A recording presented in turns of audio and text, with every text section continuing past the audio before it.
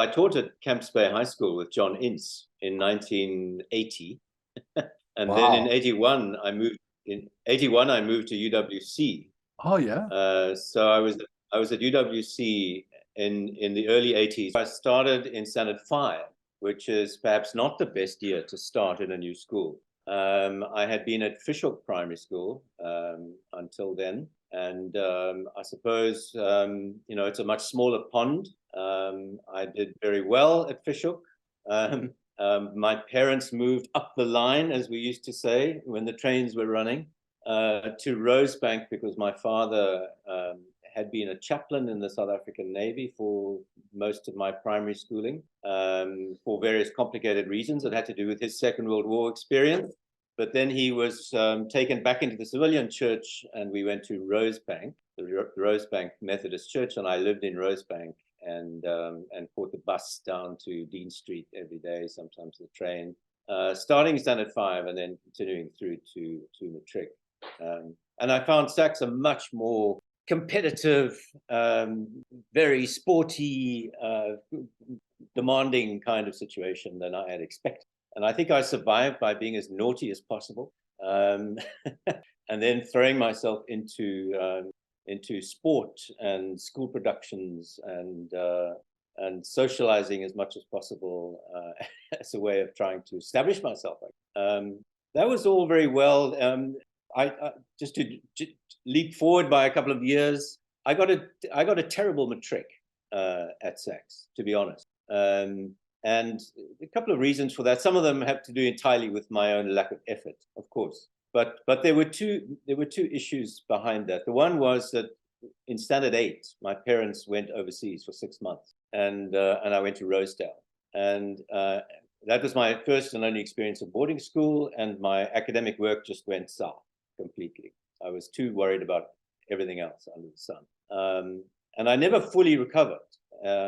Then, as I got into matric, in September of my matric year, I had a very bad rugby injury, thanks to a visiting American field scholar by the name of Chris Clark, who jumped on me at a point in a practice where the game had come to an end. I was, in fact, standing behind the touchline with the try line, but holding the ball. We were waiting to restart, and Chris saw me holding this ball and with American rugby rules in mind, and he was about 6'2" or something. He leapt on me, and I went down like a stone, and I broke my ankle very badly.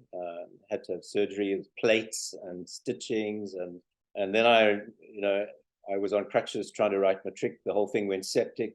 I did absolutely no work for matric at all, and a rumor went around the school that I was never going to walk again, which was an exaggeration, but it didn't help my matric at all. So how do I feel about all of that? Well, SACS gave me many things, but what it didn't provide for me was academic vigilance about how I was doing, because it could have done better. There could have been some realization that there was a problem there, and nobody ever really dealt with that question. Even our very best teachers, even the Andre Abrams and John Inces and so forth. They didn't really get involved and say, well, there's a problem here. And then it took me all of my undergraduate education to claw my way back into some kind of academic respectability. And it was university that really set me right academically. Partly, I confess, I had 3 older siblings. They all went to university, and I knew that in a sense, real life started when you left school. So I did have this clear sense in my mind that it didn't matter that much, because as long as I got a university exemption, I'd be all right, and then life would kick in. But actually, it did affect me, and I think it affected the kinds of opportunities that were not available to me when so I could have done better. So instead of that, so the academic side of things was not my strong suit, but I did throw myself into all sorts of other areas of life at SACS. Cricket was a big thing for me. I managed to get full colors. For a time before the injury, I was in this Nuffield squad playing on a Sunday. And school productions were very important to me. I was in all the Gilpin Sullivan work, sharing the gondoliers as one of 2 stars alongside Tony Katz. And he and I remained friends. off and on ever since. We reconnected when I lived in York and he was in London, and so on. So school productions were important. Out of school, the music scene was important. My parents were discouraging, but not of my music, but of the social connections I was making through my music. John Ince warned my parents to say that there was quite a lot of marijuana being smoked up in the sort of upper regions of off Rhodes Drive in Newlands, and maybe they should take a hand and stop me from actually associating with that crowd. And my parents tried to do that, but I ignored them. I used to hitch to Mike Canty's place, and we used to jam a lot. So that was also something else that I did to keep myself going. You played the clarinet. So, that was my school career. It was very nice, very good in some respects, but academically it was rather weak, and it took me a long time to get out of that situation, which I did eventually, just through commitment to my subject, to my discipline. English was the one thing I loved and knew I could do. So that's what I did. You were in Calabash Barn, the gig at the Durbach's house in Angelina Avenue in early 73. I believe it was on drums. Mike was on the Beatle bass. Mike Rosenzweig was on guitar. And you were on clarinet. And I'll never forget, you played Southern Man. I think several bands were formed that night, inspired by what we saw on the stoop. I think I forgot that it was the Durbach's house. In my head, I've always remembered it as Derek Late's house, but obviously not. That's just bad memory playing tricks on me. But yeah, I remember the event actually, and what I do remember, interesting that this should have stuck, and I guess it has to do with the kind of political challenges that we were facing at the time, without being fully conscious of them. But I remember thinking, actually, this Southern Man is speaking to us. It's a song about slavery. It's a song about the American South, and we felt transgressive and radical singing that song, belting it out to several hundred people on the lawn. I remember that. It was a brave thing to do. Yeah, it was a brave thing to do, and it's certainly one of the formative concerts I remember well, and including the one at school, of course. Was that at the end of Standard 9? I think we played it Panorama Week. That felt important too. Yeah. Well, unfortunately, I didn't keep the music going. I know that Calabash Barn had another life, and it became a much more distinguished band than the one I played in when I was at school. And I didn't see it through to all of the concerts in the City Hall and all the rest of it. The great battle of the bands competitions and so forth. I think with Terry and Mickey and possibly Graham Boxhall, with that group, we did enter the junior battle of the bands at Maynardville and won. I remember that. We played Here Comes the Sun, apart from Jambalaya, that's right. Jambalaya, that's quite right. Yeah, how nice to remember that. Yeah, so I was part of that band that was an offshoot, but I didn't stay with Calabash Barn, mainly because when I matriculated, my parents were moved again, and they moved to Durban. I had actually enrolled at UCT, but I had to move my enrollment to University of Natal in Durban at the beginning of '74 because my folks moved, and there was no question of going into res or anything like that. We just didn't have the financial means to do that. But Terry de Jong and I went up to the Cape Education Department at the same time. We had an interview there together, applying for our teachers' bursaries. We were both enrolled at UCT after that, and then I had to move away because the parents moved. And at that point, of course, I lost my connection with Calabash Barn, and it went on to greater things. So you went to university in Durban? I did, yeah, quite right. Well, that's why we didn't. That's why we didn't. Yeah, that was it. It would have been. Yeah. That's quite right. So I deferred the military thing. Went to Durban varsity for '74, '5, and '6. And gosh, I'm sure every one of these interactions, Andrew, has involved the story of conscription in one way or another. Of course. Yeah. So I'll tell you what my story is. Ever since school, the whole idea just worried me immensely. I was never not conscientized about conscription, to be honest. So going to university first was one reason. Conscription was one reason why I went to university first. Not the only reason, but certainly one of them. By the time we got to 76, of course, things were pretty bad in the country, and they began to talk about extending the period of conscription beyond a year. And I was getting these terrible call-ups, July call-ups to infantry units, and I knew I was just heading for trouble if that happened, so I deferred.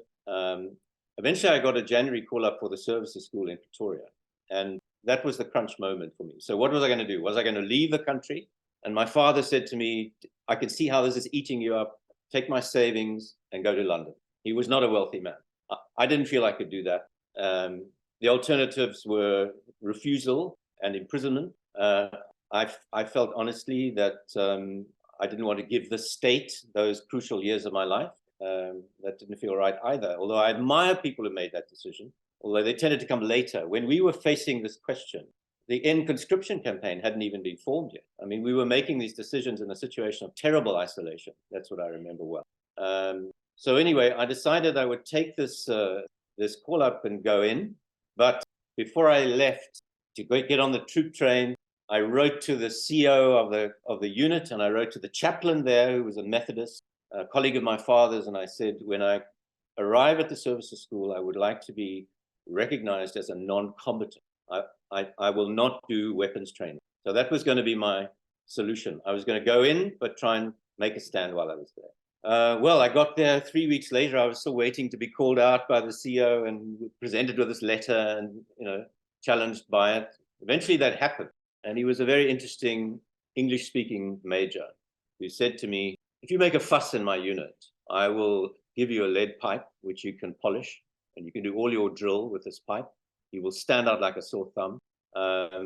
Or if you just get through the basic training, I will make sure at the end of basics that I deploy you in a non-competent area, which is easy for him to do because this was the services school after all. So, they were training clerks and cooks and drivers and whatnot. As it happened, when I went there, I had a degree, and all the guys with degrees who went to services school were drafted into a special unit that was trained at Pretoria University to do job analysis. And we entered this thing called Project Concord for about 6 months. And we traveled around the country doing interviews with PF people, working out what the SADF organogram was and defining roles and responsibilities at various levels. So that's what we ended up doing. After 6 months, that whole project was canceled because they didn't like what we were telling. So I can honestly say that in that year, I did nothing of any value for the SADF, apart from wearing the uniform, which was bad enough, So he honored his word. And I remember saying to him, well, look, I don't mind playing soldiers. I just don't want to be one. And he said, okay, that's fine. So it's quite an extraordinary kind of interaction. So anyway, I did a year of service, and then was told, because I was in the January 77 call-up, I was told in October 77 that our intake was going to stay for another year. It was at that point that they hammered us with a second year of national service. So I was in the first intake to do that. I'm not sorry I took that decision to declare myself a non-combatant, because January 77, when I went in, actually, guys who went to the services school were ending up on the back of Bedford trucks being sent into Soweto with R1 rifles. That did happen. So I'm glad I made the decision and had that conversation with them, and it did help in the end. Anyway, when the second year arrived, I managed to organize a transfer down to a technical store in Durban, and I basically studied through UNISA right through my second year of national service. I managed to do the HED, because I was always going into teaching, which is a 2-year course at UNISA. I managed to do it in 1 year in my second year of national service. Then I got out and I did English honors in Durban, and then came down to Cape Town, taught English at SACS, and then I went to UWC because I had started to publish in the area of African literature. And they wanted somebody in the English department there to introduce the teaching of African literature to UWC students in their English department from 1981 on. And that, I think of as the most extraordinary privilege, looking back on it. In 1981, I was 25. The predominant ethos at UWC still, just prior to the launch of the UDF, was still BC, Black consciousness. The students were pretty militant. And here I was, a 25-year-old white guy who had been teaching at Camps Bay High School, introducing the study of Wole Soyinka, Ngugi wa Thiong'o, Chinua Achebe to UWC students. never a single question raised about my entitlement to do it. It's just amazing. And I think it does indicate that the whole BC era was extraordinarily generous intellectually, actually. And I don't think it will be possible now, unfortunately, for somebody of that background going into a situation like that, in this new era of decoloniality and so forth. I don't think it would happen. So I was very, very fortunate that did happen. So then when I was at UWC, I then continued studying. I did an MA at UCT under John Coetzee, again in African literature. I then went to the University of Texas at Austin, where I enrolled in the PhD program. I went there because they were very good in African literature. And I had an editorial fellowship on the best journal in the field, which was Research in African Literatures. That was part of my funding. And I did the PhD in Texas before coming back to UWC. I took unpaid leave to do that. And then my career took me on from UWC after 11 years there altogether to University of Natal in Pietermaritzburg, as it was, later UKZN. I was there for 11 years. And then I went to Wits for 3 years, jumping through academic hoops. And then I got a tap on the shoulder in 2005 to join the English department at the University of York in the UK. So I then had 15 years at the University of York, which was, again, just an extremely privileged situation to be in, because York has a fabulous English department, one of the best anywhere. And, I learned so much. I was asked to be head of department, which I did for 8 years while I was there, working at the top of my academic field. I think they chose me because I was a colonial and I was susceptible and suggestible, and none of them wanted to do it. So the headship wasn't necessarily an enormous achievement, but it was a great thing to be doing, to find out from the inside how British higher education worked, and to do the best I could for my department in those years. So, and York is a gorgeous town to live in. We were very lucky. It's one of the most beautiful towns in Northern Europe. And our kids were internationalized there. They finished their schooling and they had their undergraduate education in the UK. And they're still based in the UK and now also in Washington, DC. Yeah. But we decided to come back. We were always going to come back. We never felt we would make it a permanent move. And I retired back here to Simonstown, which is where I'm talking to you from, in 2020. So it's been nearly 2 years now, just over 2. There's so much involved, I could pick up a number of, any one of a number of different threads there. I guess the UWC situation can be explained partly because of where the university had come from, what its origins were, and where it was trying to get to. So it had been started as this thing called a bush college, a segregated university for people designated as colored under the old regime. And the early staff were people who were appointees from within the system, largely. So that was way back. That was in the 1960s and through the 1970s. Of course, the big mistake of that whole policy was that by drawing Black students together and by making appointments also of Black staff, created the conditions for these institutions to revolutionize themselves from within. And that process happened at UWC earlier and quicker than at any other, I think, of the historically Black universities. So by 1981, there was already a kind of ferment there, and it was already a very interesting place, trying to locate itself differently within the whole spectrum of South African higher education. It was the last year of Richard van der Ross when I arrived there. Jakes Gerwel was the head of the Afrikaans department, and he quickly became dean, and then he became rector of the university. And under Gerwel, UWC declared itself an open university with an open door policy. Student numbers rocketed up, became majority African. It affiliated itself quite deliberately and self-consciously with the exiled movement, saw itself as the home of the left, a little hubristically, but that was the claim being made, which gave us reason to do things, So it was in that context that this English curriculum was decolonizing itself pretty fast, decolonizing before the word had the association that it has now. So I think that the students recognized that this department was doing something different. and they were just appreciative and interested. They wanted to read about or read the literature of the rest of the continent. It was part of their own education and formation, and it didn't matter to them that I was white. They just that question didn't come up even. It was much more a question of what my intellectual horizons were all about, what I was bringing to the classroom, what was on the syllabus, what were the issues we were discussing, what were the lectures all about. I mean, all of those things were sort of self-evident for them, and in fact, the whole ethos of the period was, despite BC, it was to reject racial essentialism. That was always part of the political spirit of the times. And even BC was capacious and all-inclusive, right? I mean, it didn't include white people necessarily, but it didn't exclude them either if you had made a decision that you were part of a majoritarian view of the country. BC was never, so it was never anti-white. No, it was never anti-white. Exactly right. Yeah. And I felt that quite directly, fortunately. Yep, thanks very much. So, but I'm also, I mean, at the same time, there was this huge struggle going on. I think 81 was a year after the brick in the wall protests. Yeah. So that was 80 and 81. Yeah. So it's post brick in the wall. And I'm wondering if, say you took the situation, you transported it to the US at the same time. Do you think you would have had this?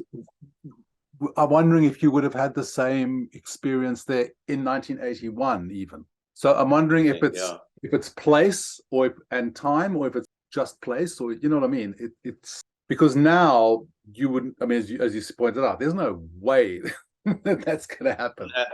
And it's equally no way in Cape Town as it would be in York, I guess. I don't know, but is it? Did you encounter? I mean, I'm assuming that your thesis, your PhD, was on African literature.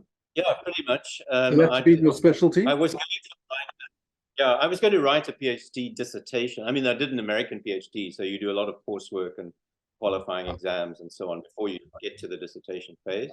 So I got through all of that and did wonderful courses with some key University of Texas people, including a man called Bernd Linford, who was perhaps the key Africanist in the American Academy at the time.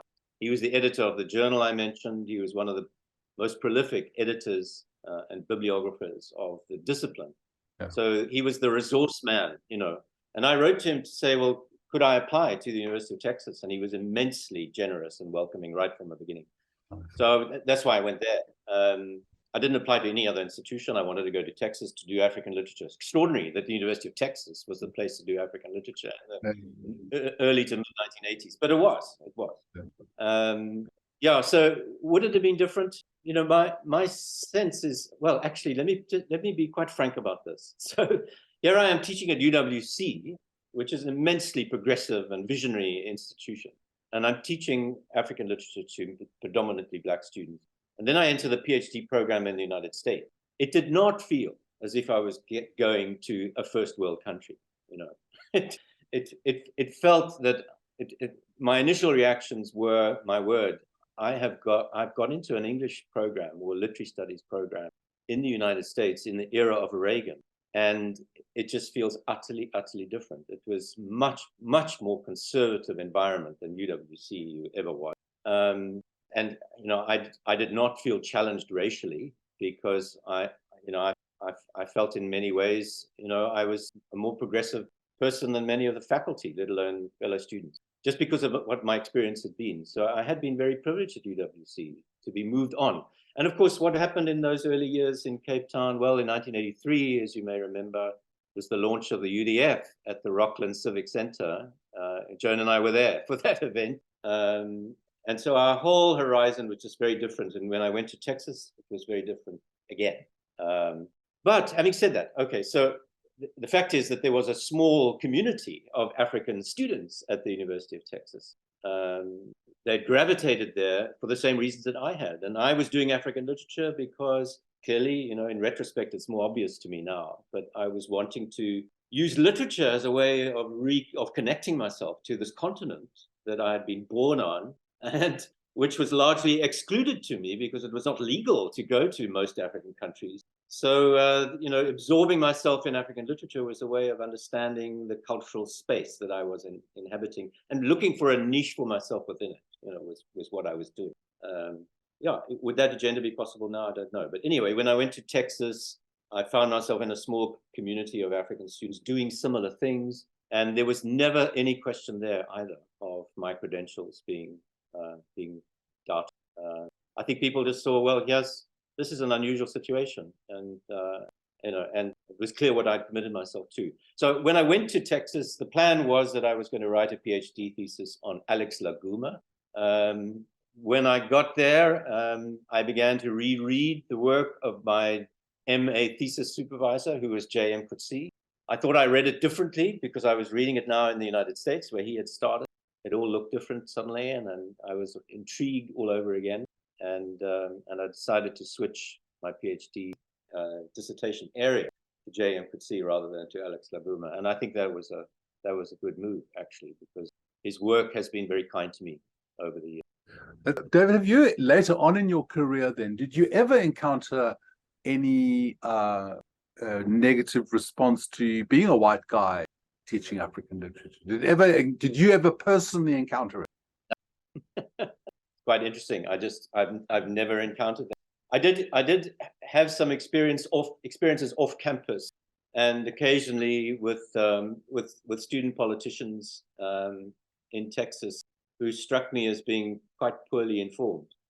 So, for example, there was a moment in 1990. Things are moving ahead now, but I spent 2 years at Austin, then I went back. I wrote the dissertation while I was at UWC, and then I went back again to do some more coursework and finish up and so forth in 1990. So I was there in 1990. Things were happening in the country.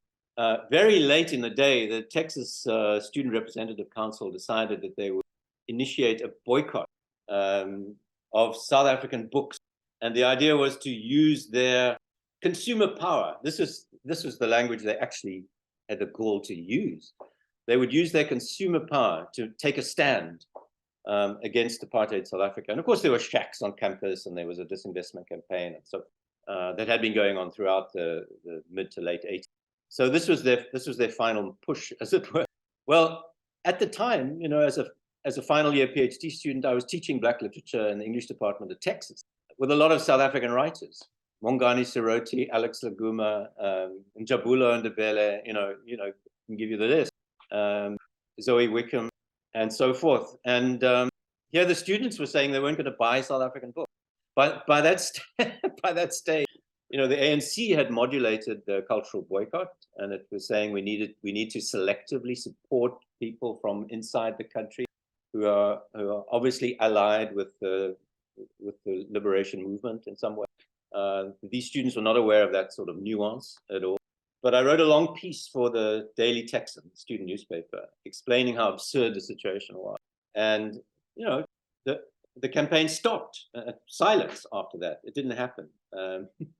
So I had those interactions. But again, it was about somebody who was quite close to the ground, wanting to make a contribution, and seeing the contradictions of the broad liberalism of the student left on American campuses, just not keeping up with what was really going on. They also proposed a boycott of Namibian books, but by that stage, I think Namibia was already an independent country.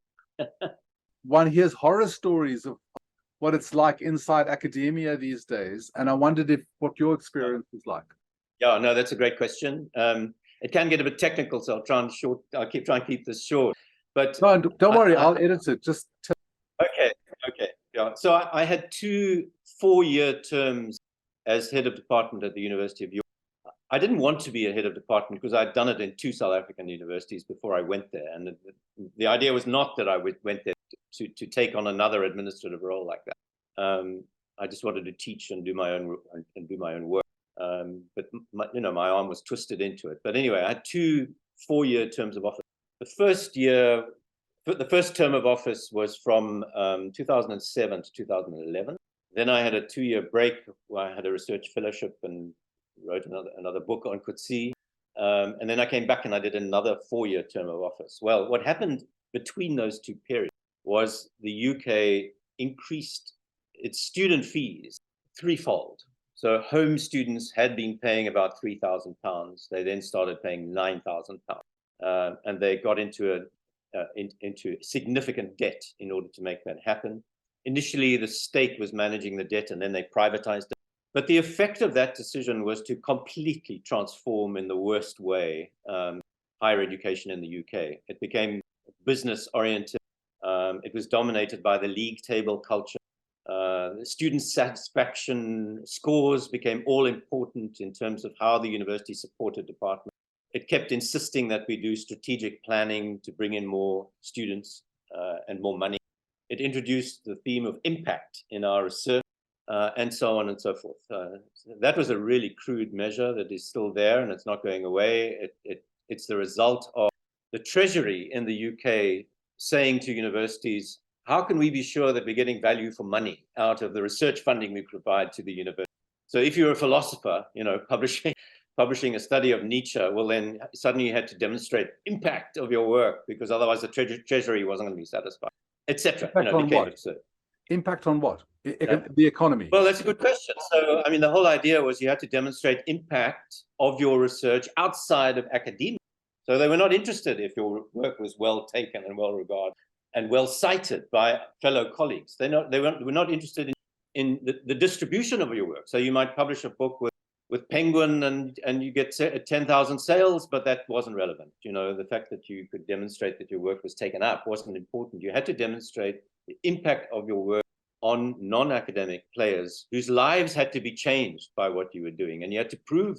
So, just bizarre, absolutely bizarre. Anyway, so the point I'm making is that higher education in Britain, as it has done elsewhere, including Australia, there's some particularly bad examples there too.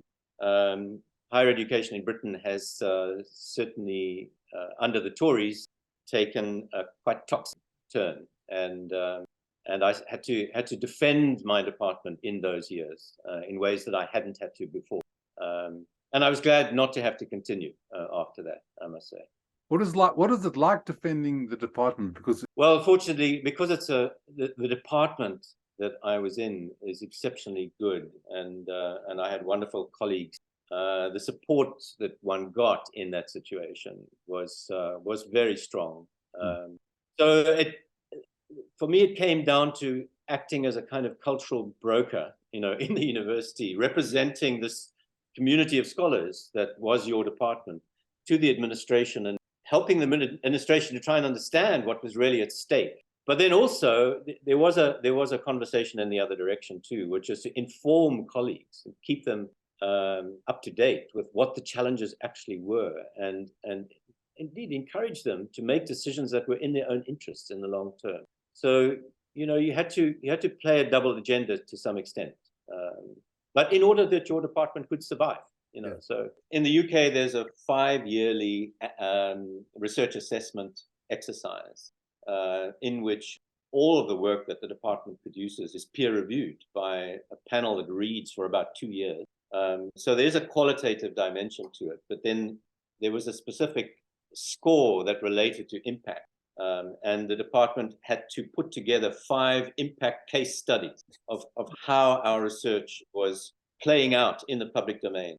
And I have to say, there were some colleagues who did it naturally. So, we had this wonderful Dickens scholar, for example, a friend of mine, John Bowen. His work is fabulous, so he's always on In Our Time. He's worked on Dickens-related productions with various theatre companies, including the Royal Shakespeare Company. He launched a huge Dickens research project based on crowdsourcing of editorial work, which was a very innovative thing to do. All of Dickens' manuscripts are in the V&A Museum in London. And so he developed a big project around that. So he did things in the public domain around Dickens that had impact. And he would have done them anyway, but it was a question of narrating them in a way that satisfied the requirement of the system. So we had 4 or 5 colleagues who were like that, and we could home in on those stories in order to tell a good story about the department's work. Joan and I met when we were at the University of Natal in Durban. We were fellow drama students. I did English and drama, and we then got married at the end of '79. 2 years after my 2-year conscription was 77 and 78, and then I went and did honors. We got married at the end of that year, so rather young, but it's worked out. We're still together.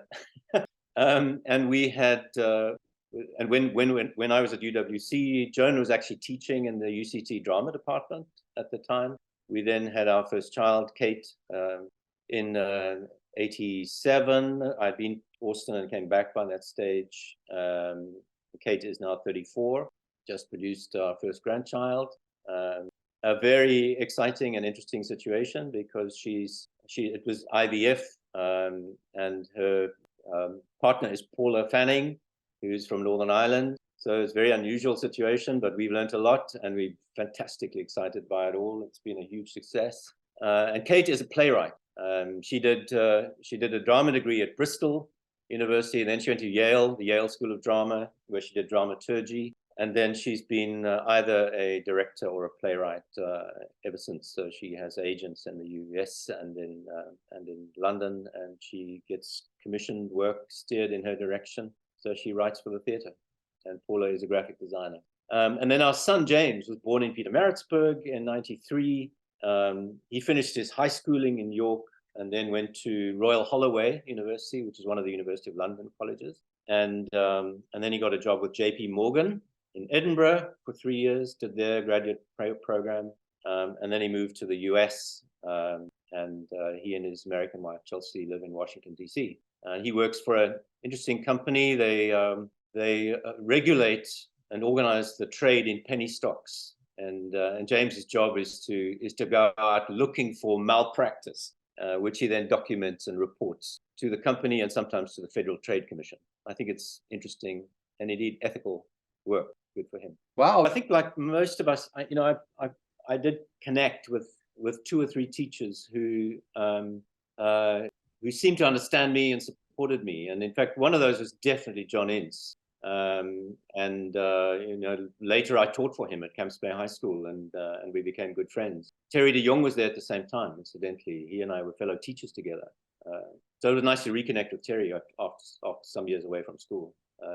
So John Ince certainly. Andre Abrams was an unbelievably dedicated and supportive teacher and coach, and I do think back, and I think I was so fortunate, as we all were, to get this world-class cricket coaching at school. It's just unbelievable to have Graham Pollock turn up to practices and give you advice. It's just absolutely amazing that would happen. That sort of thing could happen, and he was immensely dedicated. So I admired him. And there are individuals who I remember with affection. Louis Klutzer, John Badenhorst as a rugby coach, he was good, and so on. And quiet people in the background who I admired. Ralph Kelly, for example, struck me as a man of huge integrity. I'm not a fan, I have to say, of Robin Whitefoot. I'm on the other side of that debate. My feeling about Robin Whitefoot is that he was a clever man and exceptionally incisive and intelligent and insightful too in his understanding of boys and where they were at and of parents. But I have to say, because I've spent my life in education now, I have to say that sarcasm and education don't mix. It's like petrol and water. And he thrived on sarcasm. And I think he undermined so many guys with that kind of wit that was very difficult to challenge because it was so authoritative, And I don't think he was it's hard to say this of a man who is so respected. But my interactions with him as a Latin teacher were such that I just didn't think he understood where we were at, I remember, for example, this is one little anecdote, right? Standard 9, I'm not doing very well at Latin. He says to me, Attwell, come see me after school. I said, fine. And I lined up outside the office, and he called me in and he just said, bend over, and he caned me. There was not even a discussion of what it was all about. I hadn't done anything wrong. I just wasn't doing very well. So he thought, no, he's going to instill a bit of focus and discipline into me by caning me because of my Latin marks, right? So I was kind of bewildered, stoic, of course, as you are in that situation. And then as I walked out of his office, he said to me, AO, just one word, AO. And then I twigged what I had to do. I had to write out the conjugation of the Latin verb AO, X many times, 10 times or 15 times, whatever the standard practice was, which I then proceeded to do and handed it in the next day. But what I did after that was get hold of my brother Paddy's Latin translations, because he'd been through exactly the same curriculum 3 years before me. And I memorized Caesar and Cicero and the other passages that we were working on off by heart, so that if they came up in a test or an exam, a full translation was just triggered, in English in my mind, and I could just regurgitate it. So I got, that's what I started doing. My marks went up, and but I was hoodwinking the whole system. There was no real educational value in what I was doing. And Robin Whitefoot saw my marks going up, and he said to me, "So you see, Attwell, a bit of application, a bit of self-discipline works wonders." And I just said, "Yes, sir." And he wasn't aware that from an educational point of view, I was just faking it. To me, that seems like a typical story, not an exceptional story. I think he created an environment in which you had to behave in a certain kind of patriarchal way that looked as if you were obeying the rules. But actually, from an educational point of view, there wasn't much sense of what was going on in the boys' heads. And I think his authoritarianism prevented him from having access to what it was that we were really thinking and feeling. So I'm not a fan. It's certainly mixed feelings about it. Definitely. So things that will always be immensely grateful for. And also, what I have taken away from me is, of course, the camaraderie, the friendships that have endured over all this time. So in a way, we were survivors together of a system that in many ways abused us, and in some ways didn't, but in some ways did. So I think there's a kind of realism there. But if I could, the one thing I would say that our schooling at SACS did do for us, and I don't know whether people would agree with this or not, but I've shared this view with Carl van Holt quite recently too. I'm delighted he's going to be our speaker at our dinner, by the way. I said at least what SACS did for us was give us a sense of how to deal with power and authority. I think on the whole, we came out understanding what that was all about. For some reason, some guys' confidence was undermined, I'm sure, but at another level, it was extraordinary that I think most guys came out feeling that they had a handle on authority, what it was like to be treated by people who were in an authoritarian system and culture, and how to respond in that situation. I do think SACS gave that to us. So, it's very interesting that people have gone on to be enormously successful in such a huge range of professions. I do think the curriculum was extremely limited, by the way. For somebody who was always in the arts and humanities, I just thought even at school, I knew it was hopeless. To choose between Latin or accountancy was just absurd, really. So, it did feel, even at school, it felt to me as if you weren't going to go into either medicine or law or accountancy, you weren't really fitting the mold, So I think it was a very conservative school in that sense. It was preparing people for leadership in those professions, or whatever profession you happen to choose, because it gave you a realistic grasp of what it meant to have to deal with power. I think that's what the school gave us. It's very more than anything else. Yeah. So, what was it like coming from Fishhook Primary, as you said, as a new kid into Standard 5 at SACS? All the friendship groups have formed. These guys have been together forever. You parachute in there, and also just, socioeconomic level, it's another world. Yeah, absolutely. For sure. And wondering what that was like. What did it feel like as a 12-year-old? No, that was not straightforward at all, and quite difficult. Yeah, I didn't feel as if I fitted in at all, and that's one reason why I decided that I'd be as notorious as I could. I was naughty, definitely. I used to fool around a lot, and then the sport helped me to integrate to some extent. But socially, I didn't find it easy. I didn't fit in initially, and actually, I even remember one particular moment when I joined the Standard 5 class has always stuck with me, and that is was the beginning of the year. There were a couple of new boys there. I can't remember. It might have been, was it Westhuizen who did this to us? I can't remember. But anyway, he came into the class and he made me stand up. And he said to everybody, "This is David Attwell, has come from Fishhook." And then he picked out 3 or 4 guys. And I'm pretty sure I remember Mike Canty being one of them. I think Mark Widston was one of them. And he pointed to them and he said, "Canty, Widston, so-and-so, so-and-so, this guy is going to give you a lot of competition." So he meant academically, because I'd come from Fishhook with high marks, as you would. So, but I can tell you that did not help my position in the school at all, not for a moment, because people were sort of wary and suspicious for quite a few months after that, So, how to handle the integration of somebody joining the school in the final year, that's not how you do it, shall we say. Which class were you in, Henschel or Laidlaw? The school did provide lots of opportunities for us to get involved, didn't it? It was an extremely varied, apart from limitations of the actual curriculum, what was happening extracurricularly was extremely rich, and that's where I thrived, So, and as you say, it was all fresh for all of us, and the under 13 and under 14 rugby sides. I don't think there's a single school sports ground anywhere in the Cape Peninsula where I haven't played some match or other. And those memories keep coming back to me. I'll be in Curebaum Road or something, and I think I seem to remember a cricket match on that ground, or a rugby match down in Simonstown, or whatever.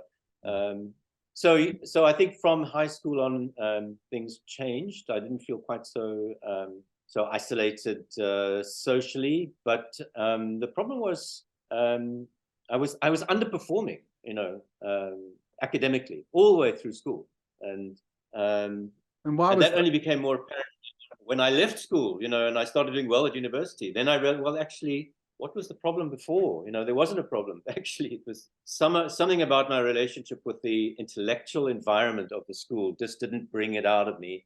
And some of it would have been my own fault, but even there, I think there could have been some intervention. I actually did ask my parents to send me to Abbott's College for matric, because I thought, well, and I think a few of us were doing that. So I must have picked that up from the general drift. Yeah. And I must have been aware that, that things were not going well, and that an alternative might be made. And my parents just refused. They said, "No, that's not a good idea at all." They didn't entertain the notion. No. But obviously I was thinking, I'm not living up to my potential here. So, I need to make an alternative arrangement. But in the end, I don't really want to complain, because I've been fortunate. I've had a good academic career, and it's gone well. And I think the environment that I was in University of Natal was a great university to be at in the mid-1970s. There's quite a lot of conversation these days about the Durban moment, What's the Durban moment? Rick Turner. People in the English department were extraordinary. Mike Kirkwood, who went on to develop Raven Press and started Staff Writer magazine. I was taught by people like Tony Morfitt. Just wonderful academics. We were aware of Rick Turner on campus. It had a very good drama department.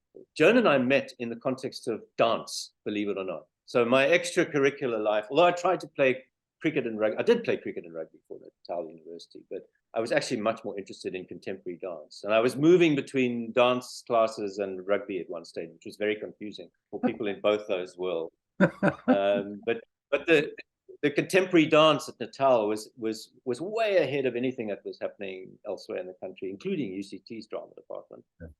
The people that taught us contemporary dance had done dance in California with Martha Graham and others, and just astoundingly interesting, varied program, and lovely people at Natal. So I did actually thrive in that environment, and started doing well. It needed a change of scene before that. And one particular event I remember well, which was that we ran some extracts from a book by Germaine Greer called The Female Eunuch. Yes. And the security police arrived at the Dome offices the next day looking for Germaine Greer. And we said, "Well, terribly sorry, but she's in Sydney. You'll have to go there." That story did the rounds. I heard that story at the time. It went around the whole university Well, I was the culprit who ran the stuff in Dover. You ran the story. Yeah. I was all the time I was in the UK. I was looking for an opportunity to meet Germaine Greer and tell her what had happened. I'm sure she would love the story. But she'd love it. Of course, the story is also that we ran these extracts from the female eunuch without asking Germaine Greer, because we knew that if we asked her, she would say no. It was a cultural boycott. Oh, of course. But we knew what was the progressive and right thing to do, so the hell with it. We just ran it anyway, and then and of course, our vision was justified by the arrival of the SP the following day on the camp. What was it like to work for John Ince as a teacher? Yeah. And what was that like? Yeah. Terrific. I mean, he was an immensely humane, thoroughly engaged principal. So it was terrific. I really enjoyed it. I mean, he certainly threw one in at the deep end. I arrived at the school and immediately was coaching the first team cricket and then in the winter under 15A rugby. And Joan, who's not even teaching at the school, was told that when I took the cricket team on tour, which I had to do at the age of some ridiculously young age, driving a combi up to PE to go and play the schools up there, George and what, that Joan would have to come along with me in order to chaperone the girls' tennis. So we had the boys' cricket and the girls' tennis team in the same vehicle, which I was driving. At ridiculous age. So this was John Ince. He's just making assumptions about what one was there to do. And he gave me all the RI to teach at matric level on the dubious grounds that my father was a minister. so that was a bit weird. And then, interesting things happened. I decided Bob Dylan was going through his religious conversion. Yeah. So I used to play the classes Bob Dylan, and we used to discuss the lyrics. And then there was an RI inspector came to the school, and he sent me off to the Mowbray Teachers Training College for a bit of rehabilitation, because he didn't think I should be doing that. But when he left, I just carried on. But anyway, John Ince was a fantastic colleague, an inspiring, humane person, and I loved working for him, definitely. Do you have any opinion on whether he should have been headmaster at SACS? I know he wanted that, right? And that was going to be the pinnacle of his career. I don't know the inside story. I wasn't party to the debates. I had left. I was at UWC when all of that happened, I think. Look, I think, if I think back to the likes of Robin Whiteford, who was just so very different, my own view would be that that the headmaster of a school needs to be somebody who can capture the school's ethos, provide moral and intellectual leadership and personal leadership, who can inspire, who can relate to people fundamentally, especially his pupils. And John had all of that. If he wasn't the most organized person, then frankly, there are other people in the school who can do that. Appoint him headmaster, but make sure you have a deputy who can run the ship well as well. That would have been my counsel if I had been asked to give it at the time. And having worked with him, I would still hold that view, definitely. Of course, Robin Whiteford had Doug Brown anyway, who ran the school. I suppose so. Yeah. Absolutely. Yeah, he was an extraordinary man. He was absolutely wonderful. Yeah. And Doug actually, despite being quite severe himself, I understood that there was something else going on. I could see that he was a great lover of romantic poetry, admired Shelley in particular. I remember his teaching of the First World War poets very well, and that would certainly be one of the things that helped us to understand what conscription was all about. I remember a day in which Doug Brown reorganized the classroom, made it a big circle of desks, and gave us a copy of T.S. Eliot's The Magi, and didn't give us any guidelines, and just said, okay, we're going to read and discuss this poem, and I want to hear what you guys make of it, what you all think of it. And I remember having a lot to say, and he called me aside afterwards, and he said, yeah, that was extraordinarily interesting, well done, kind of thing. I think he didn't expect it of me, but it brought something out of me. And then years later, I published a book and had a book launch at UCT, and Doug appeared out of the blue at this book launch, bought the book, And a few weeks later, I got this 4-page handwritten letter in very fine writing in which he showed that he had read and absorbed this book in every detail. I certainly would not have expected that of him. So yes, a severe man in many ways, and also an authoritarian. My brother Paddy had running wars with him over haircuts for 5 years. But he and I did hit it off at some level. And that must be one of the reasons why I ended up being an English teacher, which is the only thing I ever wanted to do, actually. And I'm sure Doug Brown had something to do.